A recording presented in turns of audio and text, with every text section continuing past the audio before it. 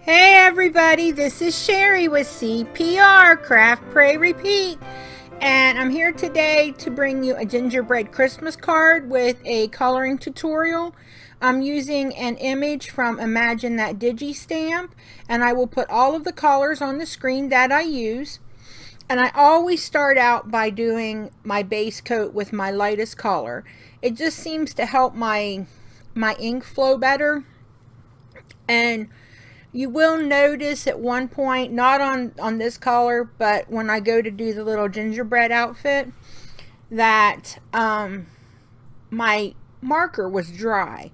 And I should have stopped at the very beginning and went and put ink in it. And I thought, no, it'll make it through. Well, it didn't. And I ended up having to stop and put ink in it. And, instead of doing it right the first time, no, I got to see if I can make things hard on myself. But how you can tell when your marker is going dry is when you color. If your marker has enough liquid in it, it will go on smooth. You won't hear any noise from your marker going up across your paper.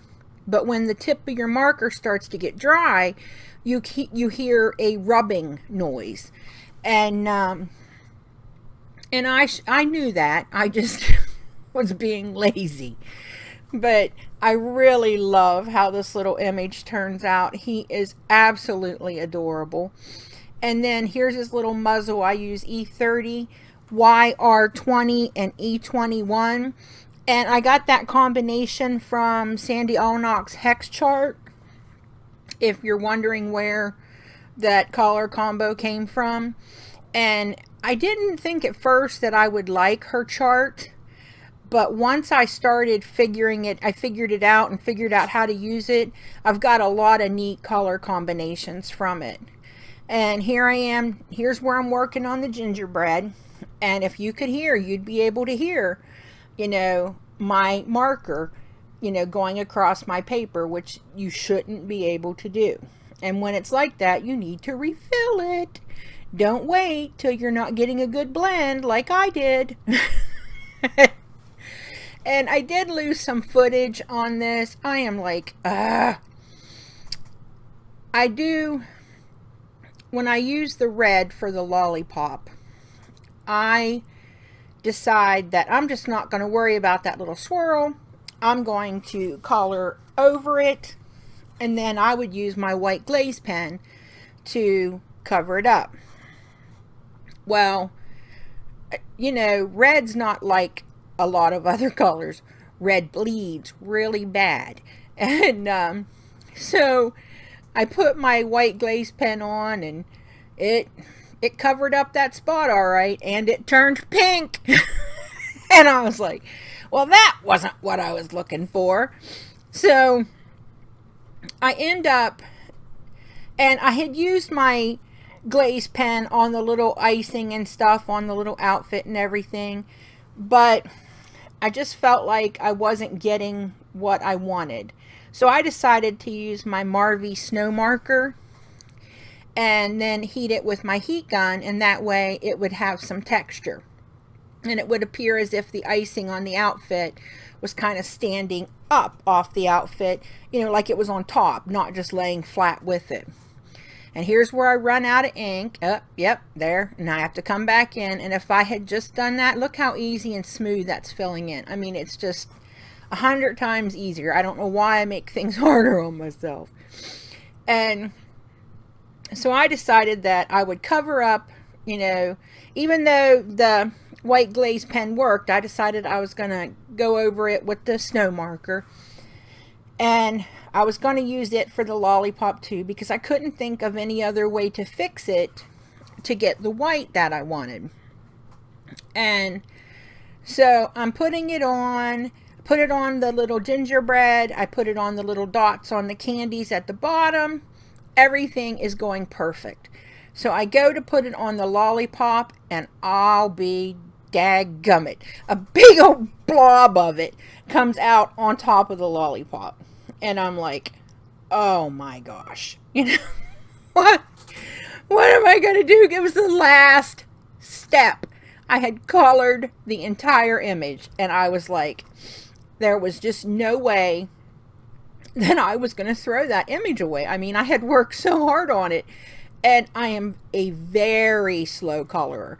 So it takes me a long time, and I was just refusing to, to give up. And I thought, I will find a way to save this. And so I found a way, and I will let you wait till we get to that point and you can check it out.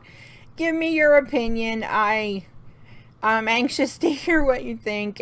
Next time I will know that if I want it white and I'm using red, Sherry, use your brains. God gave them to you for a reason, and don't go over your reds when you want something white. But, oops, and apparently I slowed down here, but that's all right. It speeds back up. There we go. And I'm sorry, I'm trying to get it to where my video is around 10 minutes so that you guys can go on and watch other videos and you don't have to spend forever trying to watch mine. And I know I've been talking a whole lot, but I hope that you're able to see what I'm doing. And see, here's where I'm going. Now, this glaze pen goes on like a milky color. And then it will turn white. But as you can see, it's drying and it's turning pink. So here's where I had put my Marvy on. And you can see, look at the, look at the lollipop. Oh my, it looked horrible. And I tried to get it off, and I was afraid to go over it with my markers for fear it might ruin, my nibs. So I was like, this is bad. And I loved how everything else came out. I was so upset. But we are crafters. There is always a way to creatively cover up. And that's what we're going to call it, creative cover up. When you make a mistake. And here we go. I'm going to get up to where I need to do my lollipop, and whack, there it goes. The lollipop is gone. I kept a hold of the stick and had a couple different ideas of how I could fix it. I'm using my Memento dual tip marker to go around the outside. Always go from the back to the front. That way, if your hand slips, you don't write on your colored piece. But I could have cut out a circle and put glossy accents on it and turn that into a lollipop. If you have red and white swirly paper, you could use that and have a perfect swirl. And I got those little green and white enamel dots from Mama's Treasures. I'm not sure if she still carries them. If she does, I will link them. But, that wasn't for me. I wasn't going to go that route. So I decided to do this. And I just took one of the covers from the bottle caps. There's a 1-inch, circle. And I used some green cello. And I made it too big. That was my first mistake. But, well, one of many in this video. And, but I wanted it to look like a covered up lollipop. So that's how I was trying to fix what I messed up. But I left too much cello and it was really hard. But I'd already put the glue dots on it and put it down when I realized. So if I ever have to do this route again, I know to try to use a smaller piece of cello.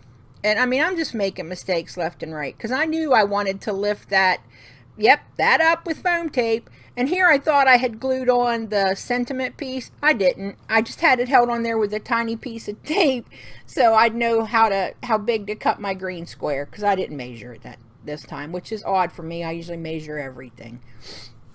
And so I'm just lifting it up with some foam tape, and then I'm going to glue my bear. And I almost put the foam tape under my bear, and then I remembered that I needed to put that lollipop on, and I wouldn't have been able to lift it up. So I just used my art glitter glue and take some circle glue dots. I think they're 1/2 inch, and put several of them on there because I wasn't quite sure how they would stick to the cello, but it's been great. No problems at all. All right, now I'm just trimming it off because I realized I got way too much. All right, everybody. Remember to practice your CPR, craft, pray, repeat. Thanks for visiting me today and happy crafting. Love you all. Bye.